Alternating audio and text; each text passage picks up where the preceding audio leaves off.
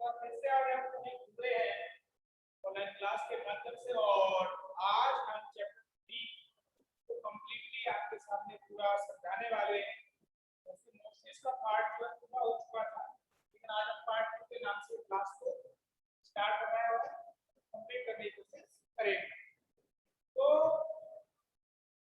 Question है जो important points थे इसके,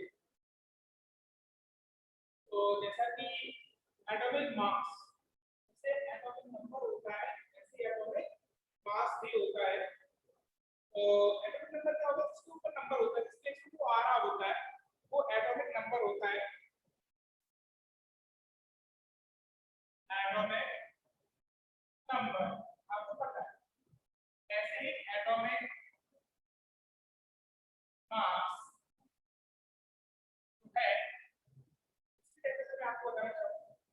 The most remarkable concept that Dalton's atomic theory proposed was that the atomic जो इसको कंसेप्ट क्रिएट किया था वो डाल्टन ने किया था। उसकी एटॉमिक थ्योरी क्या थी? उसने एटॉमिक मास पर ज्यादा फोकस किया हुआ था। क्या था ये? अकॉर्डिंग टू हिम, उनके अनुसार each element had a characteristic atomic mass. हर जो एलिमेंट है वो एटॉमिक मास को लिए हुए होता है। and the theory could explain the law of constant proportion so well that scientists were promoted to measure the atomic mass of an atom. एक atom का जो मास होता है उसको वो प्रोमोटेड करते हैं। फिर है let's take example of compound carbon monoxide। जैसा कि आपको पता है CO2 ये आपने पढ़ा हुआ है। ये क्या होता है? Carbon dioxide. डाई मतलब 2 डाइऑक्साइड है। अगर यहाँ पर ये हटा देते हैं ये कंपाउंड है किसका? कार्बन और ऑक्सीजन का। कार्बन मोनोऑक्साइड होता है, इसको बोलते हैं कार्बन मोनोऑक्साइड। ठीक है, तो कार्बन मोनोऑक्साइड कहेंगे। कह रहे हैं formed by the carbon and oxygen. मैं बताया था अभी तक ये कार्बन का मॉलिक्यूल A और A ऑक्सीजन के मॉलिक्यूल से ये बना हुआ है। and it was observed experimentally that 3 gram of carbon combined with 4 gram of oxygen। अगर इसे हम 3:4 के रेशियो में ले, मतलब इसके 3 ग्राम ले ले कार्बन का और ऑक्सीजन का 4 ग्राम क्वांटिटी ले लें तो क्या होता है? and the atomic mass was earlier avoided by Amun, but according to the latest IPCC recommendation, तो IPCC टेबल होती है ना, उसके हिसाब से it is now written as U।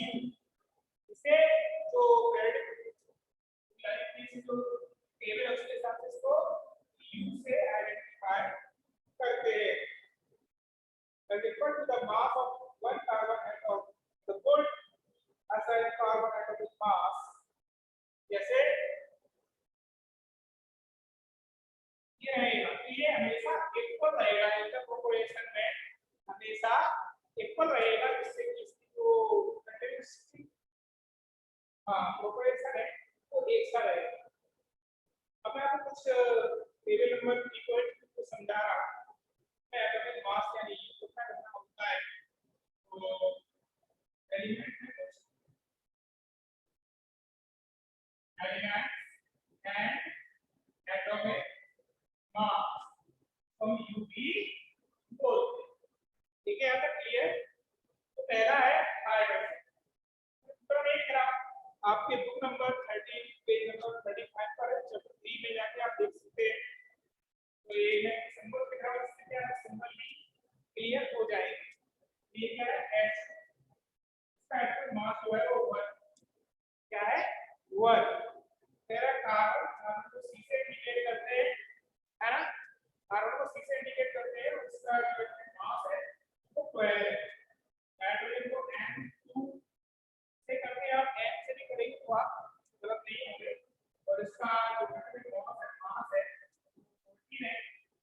Oxygen को O से या O2 से आपने हर जगह पढ़ा होगा, आपने देखा होगा, तो आइडेंटिफाई कर देते हैं। इसका जो मास है वो 16 है। इसी प्रकार सोडियम को नाम जरूर एस से चालू होता है, लेकिन एन से आइडेंटिफाई करते हैं। सोडियम है, मैग्नीशियम है, सल्फर है और क्लोरीन है, कैल्शियम है। ठीक है, तो सोडियम का जो है वो होता है 23, मैग्नीशियम का 24, सल्फर का 32, क्लोरीन का 35.5, कैल्शियम का 4। इस तरीके से टेबल इस तरीके से कंप्लीट हुई, और ये टेबल आपको लर्न भी करनी सीखा है, काम में आप इसके एलिमेंट्स के तो उसको बना सकते हैं। How do atom exist? वास्तव में एटम निकाले से निकल कैसे सकते हैं, उसके बारे में। Atoms of most element are not ever exist individually. ये मैं आपको क्लास का क्लास इसके बाद ये काफी सारे टेबल है, सिंबल्स है, जो आपको लर्न करनी है। पेज नंबर 36 पे दिया हुआ है, राइट केमिकल फॉर्मूला। ये आपको सब सिखाया जाएगा, सिखाते हैं। इससे पहले हम करते हैं what is an ion. What is an ion? ठीक है, आयन क्या है समझाइए।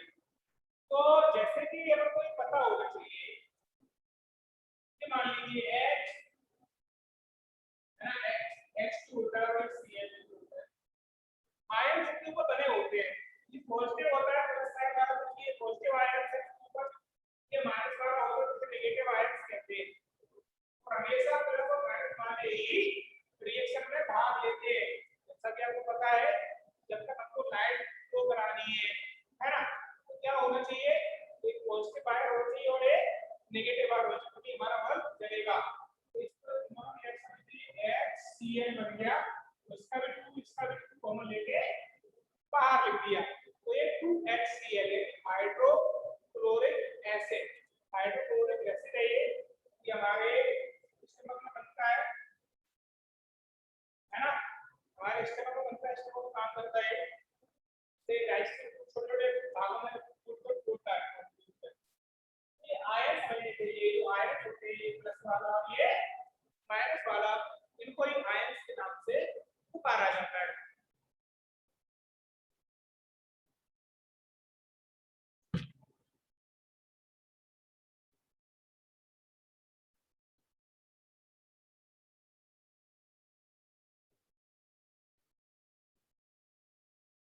नाउ तो हमने आयंस के बारे में पढ़ा कि आयंस क्या होते हैं, जो इसमें साइन होते हैं उनको हम आयंस कहते हैं।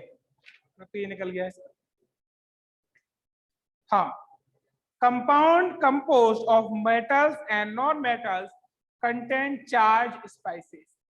चाहे वो मेटल हो नॉन मेटल हो, कोई भी एलिमेंट्स हो, वो सीधी सी बात है, उन पर चार्ज होते हैं, प्लस चार्ज या minus charge. So ions may consist of a single charge atom or called group of atoms that net charge on them।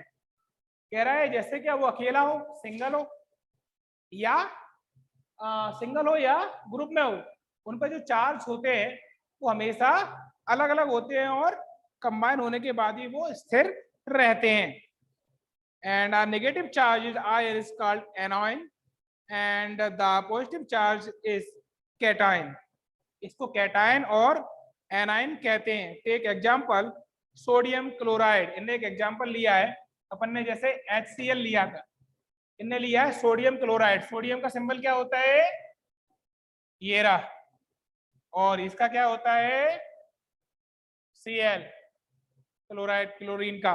तो इन्हें एग्जांपल लिया, तो Na पे क्या साइन होगा, प्लस, इनको ही आयन कहते हैं। उसका मैंने अभी बताया था आपको, ये माइनस चार्ज वाला होता है। Cl हमेशा माइनस चार्ज वाला होता है। तो इस प्रकार से ये रिएक्शन करेंगे तो NaCl तो बन जाएगा। NaCl मतलब ये कॉमन सॉल्ट है, कॉमन साल्ट, साधारण नमक। यस, घरों में यूज करे जाने वाला नमक को कॉमन साल्ट बोलते हैं, और इसको NaCl केमिकल फॉर्मूला से शो करते हैं।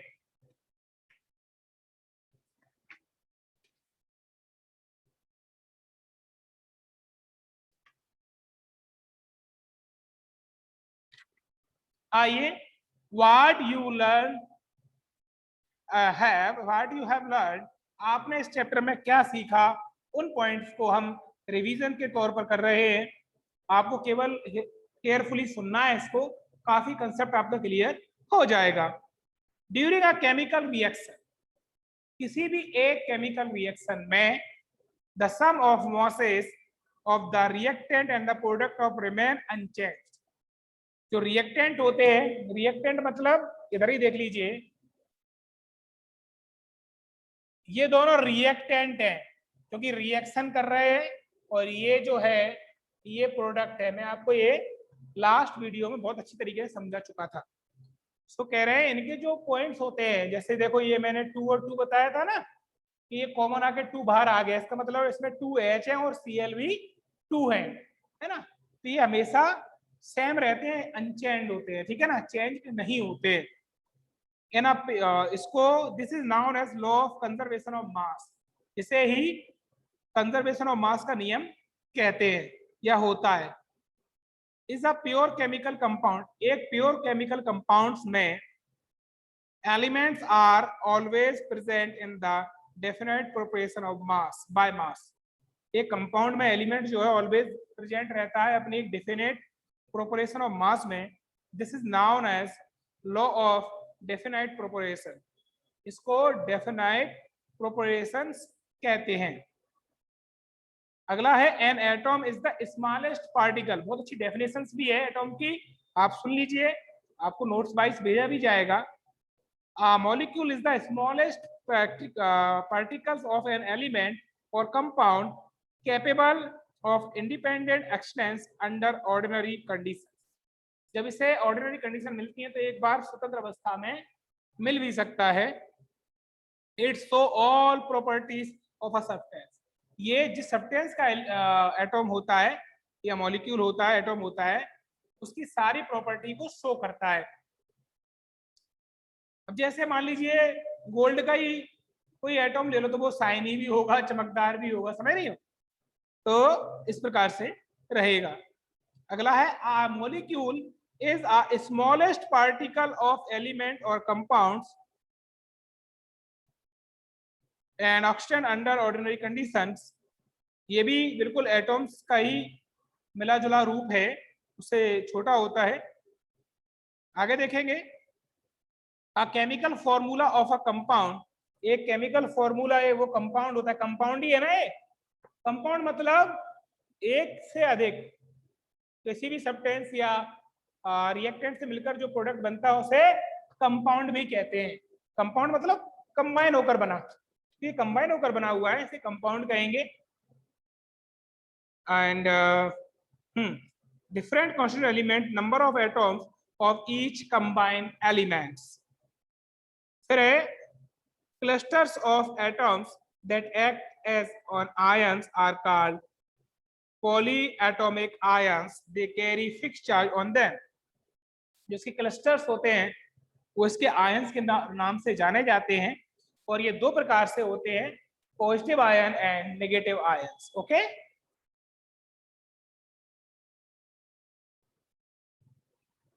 the chemical formula of a molecular compound is determined by the balance of each element। ये केमिकल फॉर्मूला जो है वो दोनों को बैलेंस करना भी सिखाता है। देखो बैलेंस करना कैसे सिखाया उसने, यहाँ पे अलग अलग दिए थे, ये 2 बैलेंस नहीं हो रहा होगा।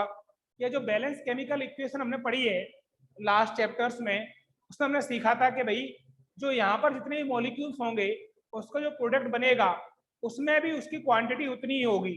मैंने आपको एक एग्जांपल C6H12O6 के थ्रू समझाया था, है ना। उसमें कार्बन के 6 मॉलिक्यूल से, हाइड्रोजन के 12 है, ऑक्सीजन के 6 है। तो उस प्रकार से पूरा कंप्लीटली हमने समझा हुआ है। हाँ, अगला है in ionic compounds the charge on each ion is used to determine the chemical formula of compound. एक आयनिक कंपाउंड्स जो होते हैं, the charge on each ions is used to determine the chemical formula of compound. ठीक है। Scientist use the relative atomic मास। जो scientist होते हैं, वैज्ञानिक होते हैं, वो यूज करते हैं रिलेटिव एटॉमिक मास का scale of compare to mass different atomic of elements. ठीक है। एलिमेंट्स के एटॉमिक मास को नापने के लिए वो रिलेटिव एटॉमिक मास स्केल का यूज करते हैं। एंड इसका जो मास होता है of 12 and the relative masses of another carbon minus 12 atom. The Avogadro consists the more 6.022 multiply 10 की पावर 23, है ना।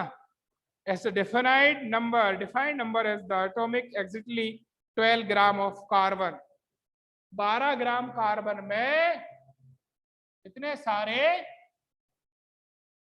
कांस्टेंट होता है, किसका, उसके मॉलिक्यूल्स का।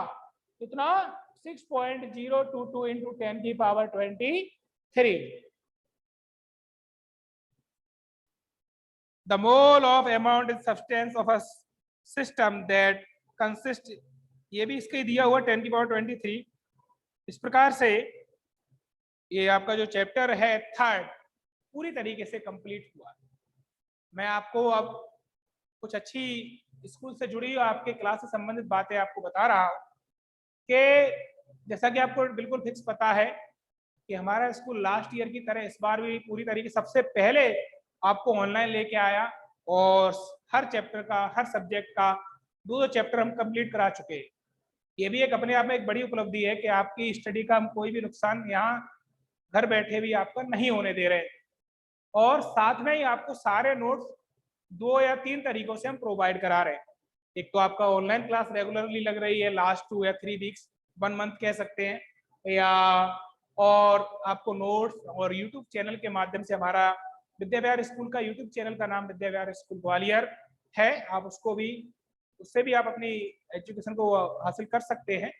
और इसी के साथ नोट्स आपको अवेलेबल है, फेयर आपको मेंटेन करनी है ना। सारे काम आपको लेकर चलने हैं, सब कुछ यथावत जैसे कि आपके टेस्ट होते थे वैसे आपके टेस्ट होंगे, एग्जाम होगा, इसलिए हमें टाइम को बिल्कुल ही बर्बाद नहीं करना है। ओके।